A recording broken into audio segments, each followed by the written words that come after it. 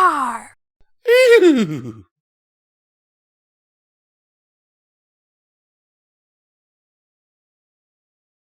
Hello and welcome to Midnight Readings.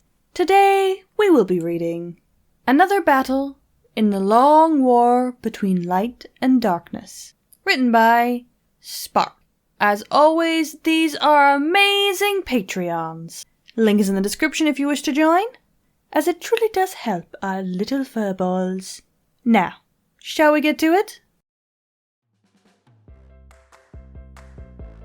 The palace kitchen held 37 different teapots. Most were fairly interchangeable. They were simply things of metal and ceramic, functional and everyday objects. Most of them, in fact, were rather battered. They got a great deal of use. A few, reserved for special occasions, were most elaborate.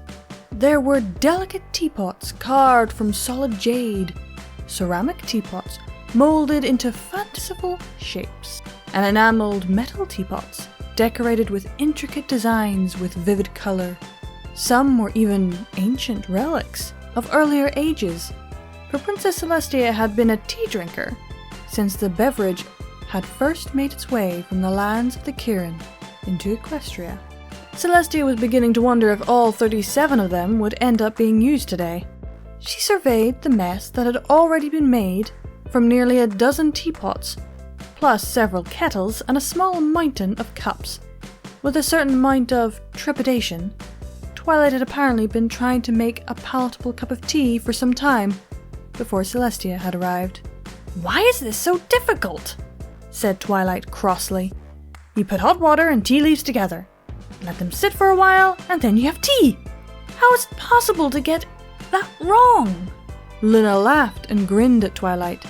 She had been with Celestia when she had discovered the tea disaster perpetuated by the visiting princess, and was obviously eager to take advantage of the situation. "Ah, my friend, you should ease these foolish endeavors and admit that tea is an inferior beverage.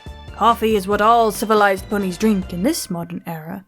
Tea is cultured, refined, and sophisticated tradition. Coffee is crude by comparison," huffed Celestia. "Coffee is something that one consumes to be more awake. Simple, flavorful, and functional. There is none of this absurd, ceremonial nonsense about it." That made Celestia laugh this time. "Oh, my sister, you have never seen a true tea ceremony. The way I treat tea would be considered simple, to the point of blasphemy by the Kirin. In any case, I shall endeavor to avoid this tea ceremony at all costs. I have had a sufficient of idling about recently, as you may recall." Celestia coughed. Yes. Ahem. Twilight stepped between the two sisters, somewhat pointedly. "I still don't know how to make tea, though." Of course, Celestia latched on to the interruption gracefully. She picked up a kettle in her magic and floated it to the faucet, where she filled it. "Just to be clear, I would never use tap water for a proper cup of tea, but for now I believe we should get the rest of it right, before dipping into my special supply of imported spring waters." "Okay." Twilight took the kettle from Celestia. Celestia smiled at the feel of Twilight's magic as she passed the kettle to her. Twilight's aura always felt quite pleasant. "Then what?" asked Twilight. "That depends entirely on the variety of tea one is making," began Celestia. "A white tea, for example, is very easily ruined by heat, and so the water should be merely steaming, while—" "Come, sister, we do not require a lecture on every sort of tea that exists beneath your sun.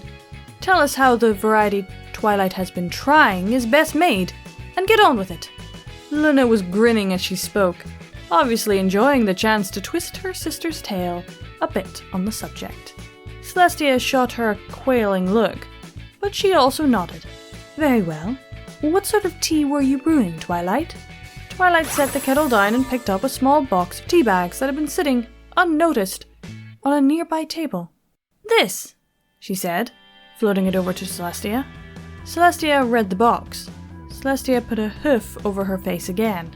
"Twilight, this is cinnamon tea. It's herbal. There are no actual tea leaves in it at all. You can't overboil the water for it, it won't go bitter if oversteeped, and it can't be ruined by any way I can conceivably think of. What have you been doing to it? Twilight shook her head. I was just boiling water and pouring it over the tea and letting it steep. But every time, it came out awful. Celestia looked at Twilight, who was staring at her earnestly.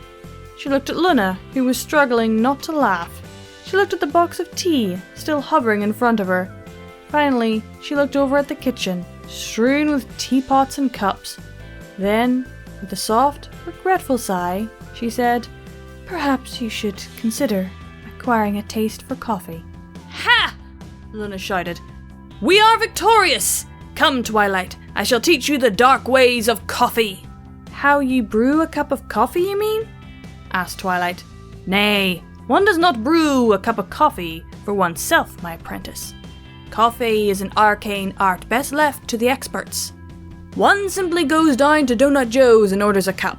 He brews the most exquisite blends that have ever graced my tongue. Come, I shall show you.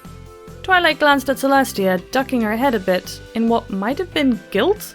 Celestia smiled. You don't need my permission to go, Princess Twilight. Right, the princess thing. Twilight straightened a little. Very well, let us go acquire coffee. As Luna swept out of the room with Twilight in her train, Celestia smiled warily and picked up the kettle full of water. She put it on the stove to heat, while she set about cleaning up some of the mess that Twilight had left behind. She had lost this particular battle, it seemed, but that didn't mean she couldn't enjoy making herself a lovely cup of tea. Oh, tea. The thing I love. I have to admit, I quite enjoy tea. Mainly, ironically, herbal, fruit teas, things like that. And yes, I do take milk in my regular tea, though I don't drink that as much nowadays. When I was going through chemo, I kind of switched to having different types of tea because, personally, I needed some flavor. Something other than tea flavor, if that makes any sense. But yes, there are a lot of arguments about how to make tea. At least when it comes to British tea. I kind of like that they reference that there are other teas and that there's no one way to make tea. Because, for instance, iced tea or tea from any other country other than Britain. They all have their ways and they all have their different blends and types. Though I think deciding on what water to use is a little bit much, but then again, I might be uncultured. Coffee, though, I've never been able to like. I really like the smell of coffee. When I worked in a coffee shop, the smell of the coffee always was gorgeous to me, especially waking up in the morning, but I couldn't drink it. Not for the life of me, just could not drink it.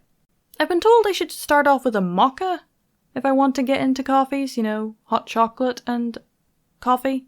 But, can I be bothered and do I want to get addicted to coffee? Because knowing me, I probably would. Who knows? Anywho, that was another battle in the long war between light and darkness. Or in this case, Celestia and Luna. I hope you all enjoyed, and keep watching that moon, everyone. Bye!